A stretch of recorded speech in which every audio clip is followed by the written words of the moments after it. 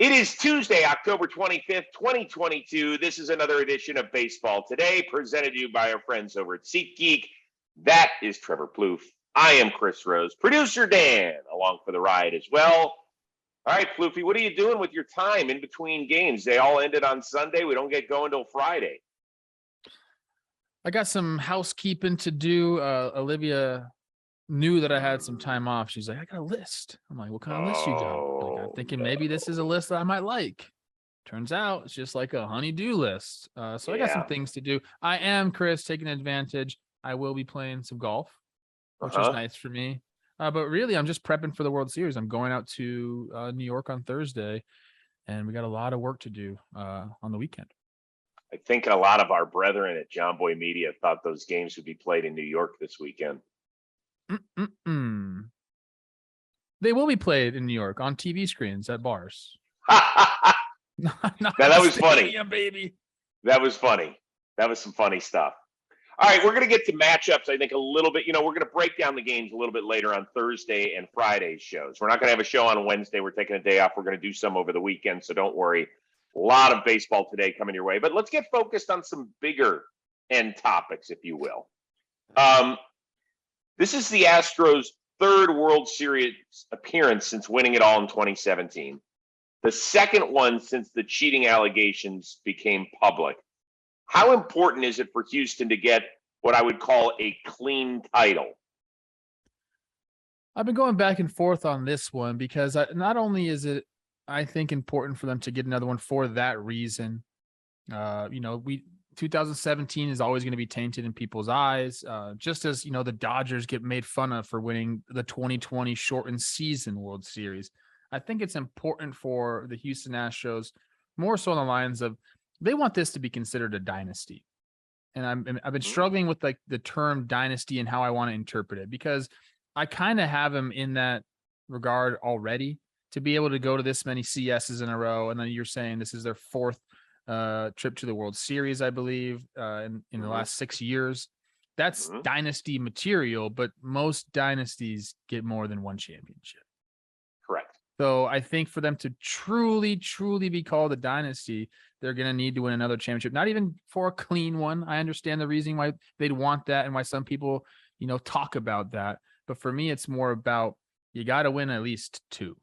And I'm not saying this is their last opportunity to do that. Like, it sure seems like this team's going to be around for quite some time. But I think winning that second and then maybe the third title will really cement their legacy in Major League Baseball history. And I think this group wants that to be done. I think that's all fair. And you're right about a dynasty. You can't have a run like this, have one title, and have it be considered a dynasty. It can be considered great. What the Braves did in the 90s, unbelievable. People call that a dynasty, don't they? I mean, I don't. I guess I don't either. Yeah. So you're right about that part. I think the second part you hit on is more critical here. I've asked this question an awful lot. How often do you think those guys that won their ring in 2017 wear it out publicly? I don't know. I mean, would you want to wear it out if you were a Houston Astro then? Because then it could be a conversation starter. Oh, yeah. You were a part of the 2017 Astros. Like, I'd wear it. Would you really? Yeah. Well, because I remember Joe Musgrove at the beginning of these playoffs. He said he looks at his ring and he's like, I'm not necessarily. He's like, I want to win a ring because I really want to feel like I want a ring. And let's remember, he was a pitcher, a bullpen guy, and a young dude. And he wasn't obviously part of this controversy. In fact, people don't even remember he was a part of that team for the most part. But I think for guys like Bregman and Altuve, guys that were there throughout this whole thing, heck, even Verlander and McCullers, who didn't, statistically benefit from it. They benefited because they were part of the team. But you know what I'm saying? Like, they weren't a decision maker on this whole cheating scandal. I think they need it for that. Because I think they would wear their 2022 rings proudly. I don't know if they can do that right now. That's interesting. I think even besides, like we keep going back to this cheating scandal that happened 5 years ago, and it's a big deal. And I get why people talk about it. I mean, look, it affected my career in some regard. It affected a lot of Hmm. people's career in some regard. I mean, I went into Houston twice that year in 2017 with 2 different teams. So I get it, man. Like I understand why people are upset about it. I also think just for Houston in general, I mean, they're so good this year and they really have no weaknesses. Like this is the time to go get one. So I feel like if Hmm. they don't win the World Series this year, it's going to be disappointing on many fronts. You know, we're talking about a few, but I think just having this type of team that you're the better team on paper. You know you're one of, if not the best teams on paper this year, and to be this close and not win one, that's tough. It makes you think every single year when you get into playoffs. It's like, dude, like it really is a crapshoot.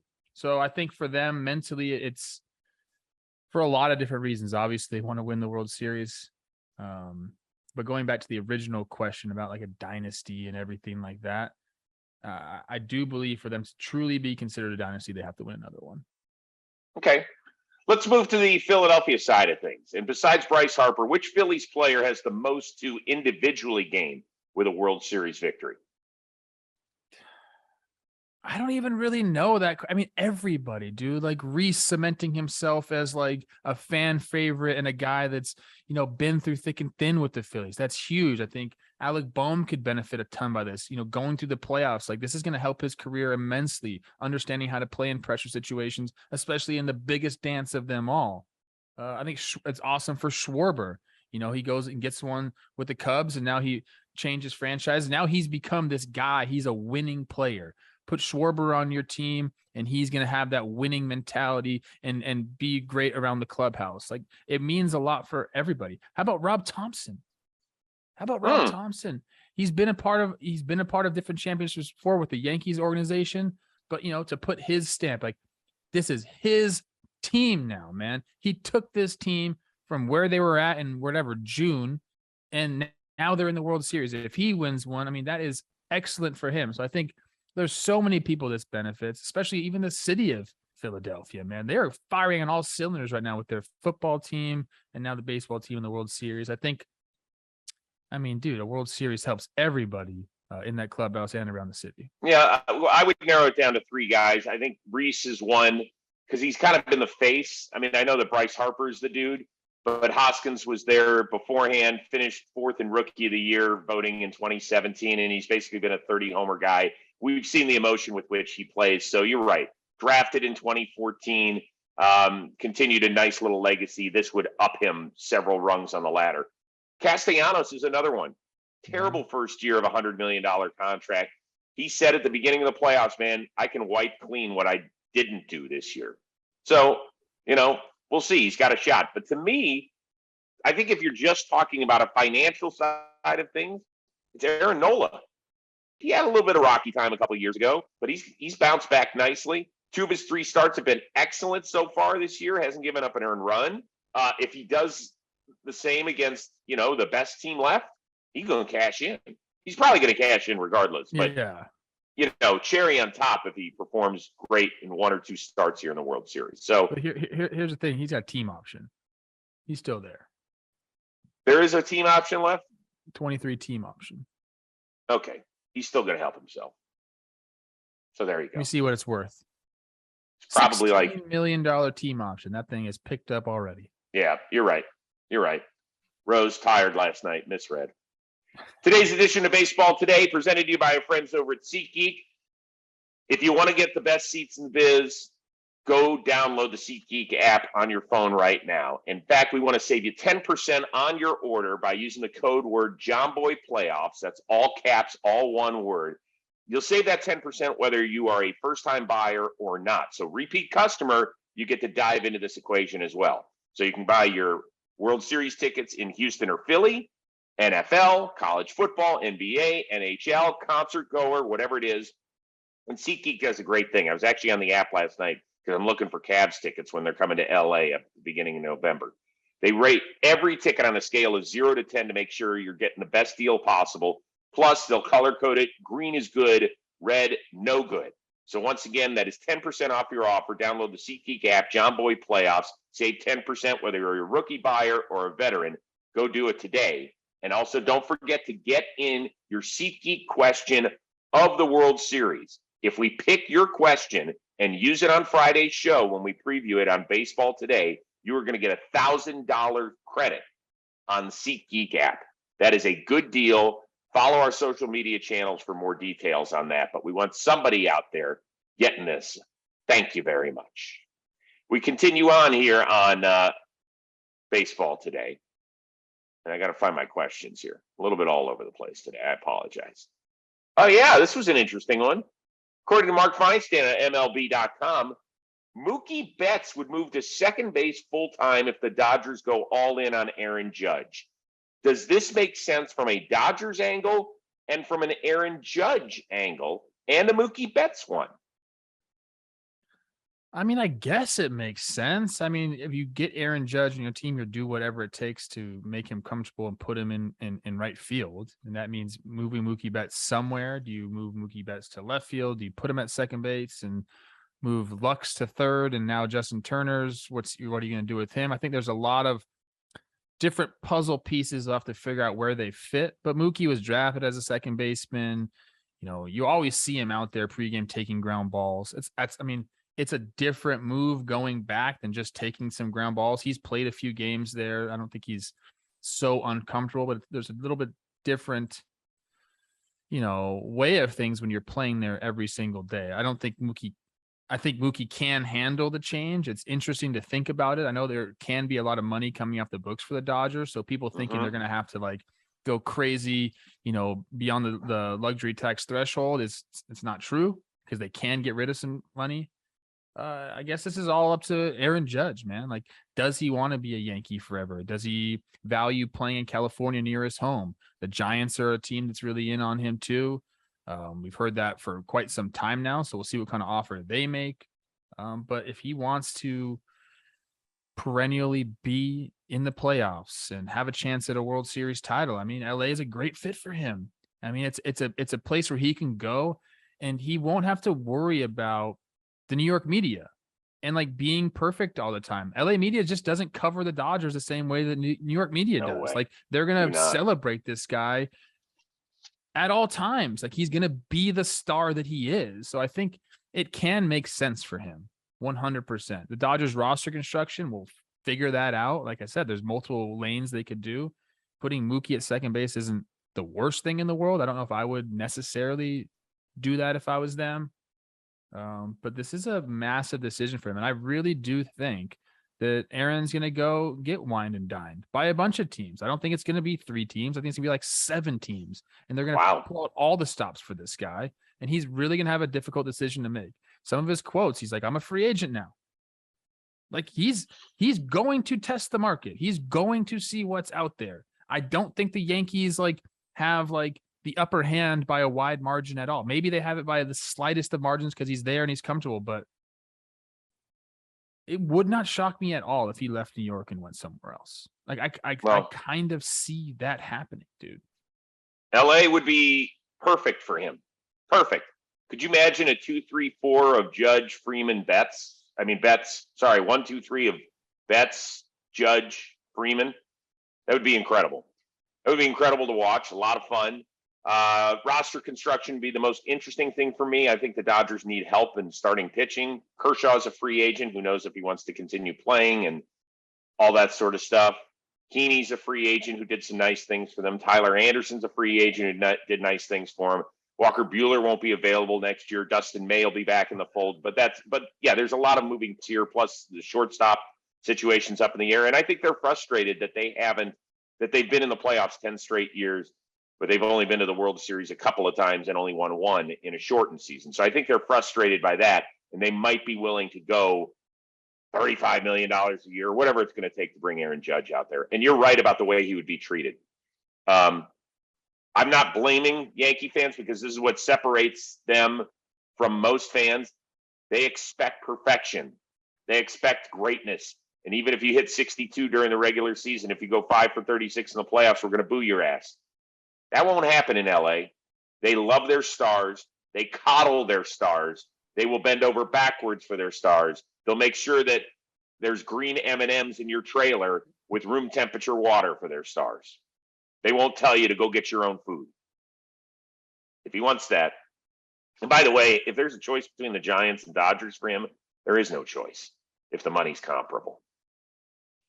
Yeah, it depends. I think he grew up, that's at 100 miles from there, like kind of closer to that area. I don't know how much that means. A lot of people that I talk to don't necessarily want to play near their hometown. Right. And when they do end up doing it, they kind of regret it just because of it just becomes a distraction at some point.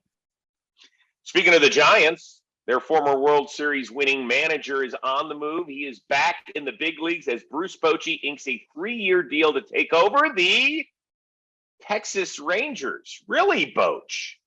And probably the last thing I'd just like to say, I wouldn't be here if I didn't want to help bring a championship here to Texas. And I know we have some work to do, but I can tell you I'm all in on this. Okay, I get it from the Rangers' standpoint. Why is Bruce Bochy doing this, do you think? He's a lifer, man. Like, that's what you see around the game sometimes. Is guys that are just, they've been in the game. How long has Bruce Bochy been in baseball? Oh, my God. 50 years? 40 years? Yeah, basically. Yeah, 50 years. It's his life, dude. And that's awesome. Like if you get home, he's been out of the game for what, 3 years now? You get home and it's like, dude, I'm missing that part of my life. That's a big piece of who you are that's missing. And yeah, you can do some special assistant stuff, or you can, find some role in these organizations. You can be an analyst. You can be a talking head like you and I are. But some of these guys, especially if they've had that tenure that he's had as a manager, like you kind of miss that. You miss the clubhouse. You miss, directing traffic a little bit, if you will. So sometimes you need to go take a break, re-energize yourself, and then see if you can get back in the game. He has some quotes about, has to be the right situation. I think he has a relationship with Chris Young a little bit there. It's managed him. One thing that I'm thinking about, I think they have the resources there, and they're going to, it seems like ownership is really willing to go after like becoming a powerhouse team, but they're not there yet. Like when Buck came to the Mets, like they were already, like a lot of things were already set into motion, and there was already a lot of players there. I know Simeon and Seager just signed massive deals there, but they got a lot of work to do with the Rangers. And I just don't think like he's like, when they're bringing these older managers, Dusty Baker, that team was already in place. Buck Short, the team was already in place. Rob Thompson, the team was already in place. Like, I don't know what he's going to do here with the Rangers. I don't see a path to a World Series title next year. I don't see a path to a World Series title the following year. So it's like, how long is this really going to be? He said, I'm dedicated to bringing a world championship. I mean, I don't know, man. It seems like that's kind of a fool's errand right now in that organization. I don't get it.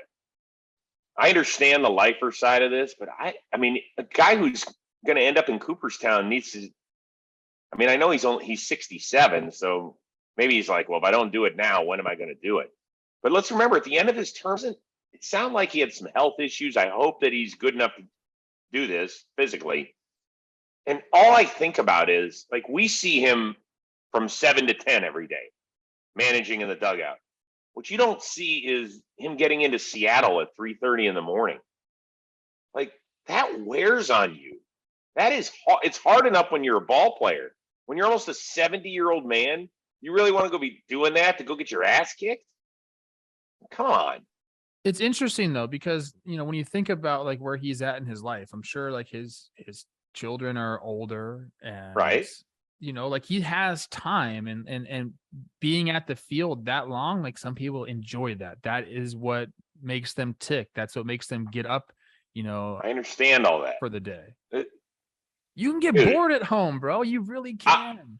I get it. And you want to remain active. It's important as you get older, physically and certainly emotionally, to want to do that. I'm just saying, this doesn't feel like it. They lost 35 one-run games last season, and maybe Bruce Bochy can make a difference here in some of those games, but certainly not enough to, I mean, look, the Astros are the best team in the AL. The Mariners are on the up and up. I don't know about the Angels, and the A's are doing whatever the A's are doing. But man, it sure doesn't feel like the Rangers are close to anything. I'm rooting for him. I love Bochy. I'm a huge fan. I'm happy he's back in the game because, as Theo asked yesterday on the AMP portion of the program, are you excited because now you can do your Bochy? Yep. Yep. For me, that's a win. But I just hope he's happy. That's all I care about. And healthy. That's it. Today's edition of Baseball Today presented to you by Muggsy Jeans, the most damn comfortable jeans around. I want you to go to Muggsy.com, use the code word baseball for 10% off and free shipping. I'm wearing my Muggsy jeans today. It's actually chilly out in Vegas. It's like mid-40s, so I'm wearing my charcoal grays, and then I brought another pair, my regular just blue. They have an array of colors, so whatever you want to do, if you're looking for a specific pair of Muggsy jeans, they got them. Now, we're obviously getting close to November. The weather's about to turn in the Northeast and the Midwest. Don't worry. They have new line of jeans with fleece and flannel literally stitched inside the entire leg. So you got your jeans and you got your extra warm jeans. Now, you've heard me talk about these, stretchy fabric. You still have got that working. So whether you're at your ideal weight or you got a few extra pounds on you, you still can look and feel great. That is the important thing. No matter what size we are, we all deserve to look and feel our best. And so Muggsy Jeans certainly helps you out. Go to Muggsy.com, use the code word baseball, 10% off and free shipping. Comfortable jeans ever worn. They will keep you warm during the winter. I'm telling you, this is the way to go. Go help yourself out. Muggsy Jeans. I need some of those fleece ones, bro. I know. Those are really interesting. I mean, you know what? We have a few cold days out in California. I wouldn't mind getting myself a pair of fleece jeans. Could work. All right. One of the fun things that happens when your team gets to a World Series or a Super Bowl or whatever, all the local news stations start hopping on. Like, they pay attention during the year. But when you make it to the World Series, this is a big, big deal.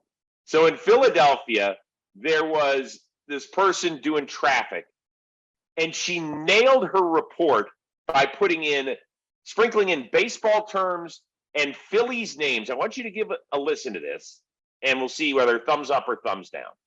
Well, it's been a bit of a rough morning out there. Not the worst commute ever, but not a grand slam either. Things are looking so-so out there. Let's take a look right now at the Pennsylvania Turnpike. For the most part, drivers kind of rollins right along without much of an issue. But we do have a crash on the eastbound Pennsylvania Turnpike between Willow Grove and Ben Salem. That's going to steal at least one lane from us. 95 right around the Commodore Barry Bridge. We were following an earlier disabled vehicle, not an 18-wheeler, but it was a pickup truck. It's since been cleared out of the way. Last but not least, we're going to take a look at 76 right around City Avenue. Certainly getting a little bit more volume out there, especially on the westbound side, but no delays just yet. Let's strike those cameras. Take a look at the ballpark. Not to Harper on this, Lucy and Aaron, but on mornings like this, you want to be extra careful of these wet roads as you leave home. No need to burrow through any traffic lights. Just obey the stop signs. Be careful and stay safe. Back to you guys. Sheila? 14 baseball terms or names in there. What do you think? I love that she got Pat the Bat in there too. That's nice right there. Okay. No, that was awesome. I used to talk about this all the time. You watch like a football game and on one of the local networks, like you're saying. And then if you leave that game on after, the news will come on and you hear them talk about sports. It's really funny because they're not into sports, but they're just reading whatever's in front of them. So I always used to get a kick out of that. I would leave it on purpose and let me listen to these guys talk about sports. But that was great. And I like wordplay. I like it. So I'm all in on this. I'm trying to think of some names she didn't use. Led Zeppelin, which we've been doing a lot. She could have, made a reference there. Who else? Yeah, that's true. If you're cranking up any Led Zeppelin in the car ride on the way, that would have been good. Yeah. I liked her stop sign. That was good. That's good. You could have said something the roads are Fold. Sam Fold is the GM. Ooh, okay. I love you, Sam. That's we haven't even talked about that yet. My guy Sam leading the charge there, man. I'm very excited about that. Yeah, I thought she did a great job. And you're right about the whole local thing. The one local market I worked in was in Reno, Nevada from 95 to 96. I love that about it. It was an adventure. Well, it was like being in the minor leagues. Like, you could fuck up as much as you want and nobody gave a shit. So I've got a great quick story about Reno. So I had a 1-year deal plus a team option essentially. And the GM didn't like me for something I said in an all company meeting. We were changing insurance carriers. They weren't going to cover the birth control pill anymore. I turned to one of my friends. It was a woman. I said, that's bullshit. The GM looked at me and he said, when was the last time you had to worry about being pregnant? I said, well, I'm actually worried about my coworkers. It's a 24-year-old kid. Wow. I got called in the news director's office. He said, do you like being here? And I said, of course I do. He goes, well, I'd go apologize your ass up to Ralph right now. You don't embarrass him like that. I said, okay, no problem. Probably spoke out of turn, but that's what I felt in my heart. I apologized to him. They didn't pick up my contract. I ended up getting a job at CNN at 25 years old. I walked into their office. I said, I'm giving you my 2 weeks. They're like, oh, okay, where are you going? They were expecting like Boise, Idaho or something. I said, CNN. I'll see you later. Peace. Oh, I'm sorry I hurt your feelings, boss man. Get out of here with that. Ralph Tadre. Reno. Hey, Ralph. Good to see you, brother. Biggest little city. Yep. Girl with some. That's all right. That's enough. Met Michelle in Reno. By the way, met Michelle in Reno, Nevada. Great stop on the tour. Golly, you're so lucky. I know, man. All right, listen, don't forget to get your SeatGeek question of the World Series in. We'll have the winner on Friday. You'll get a $1,000 credit to use on the SeatGeek app. We are not here tomorrow. We're taking a day off. We'll be back on Thursday for our one-of-a-kind producer, Dan Rourke. For the amazing Trevor Plouffe, I am Chris Rose. Bye, Ralph Tadre. We'll see you Thursday on Baseball Today.